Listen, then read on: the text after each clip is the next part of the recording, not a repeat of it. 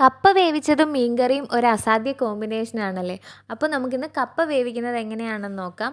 ഇതിനായിട്ട് നമുക്ക് കുറച്ച് കപ്പ തൊലിയൊക്കെ കളഞ്ഞ് വൃത്തിയാക്കി ഇതേപോലെ കൊത്തി അരിഞ്ഞെടുക്കണം. അതിനുശേഷം നന്നായിട്ട് കഴുകിയെടുക്കുക.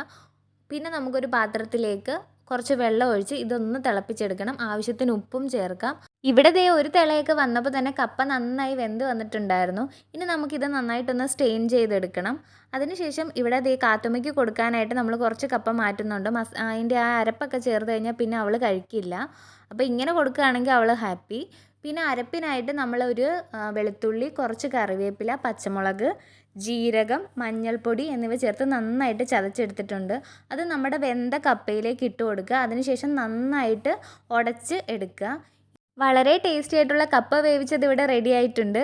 ഇനി കുറച്ച് മീൻകറിയൊക്കെ അതിൻ്റെ മണ്ടയ്ക്ക് ഇങ്ങനെ ഒഴിച്ചിട്ട് നന്നായിട്ട് കുഴച്ച് കഴിക്കാം.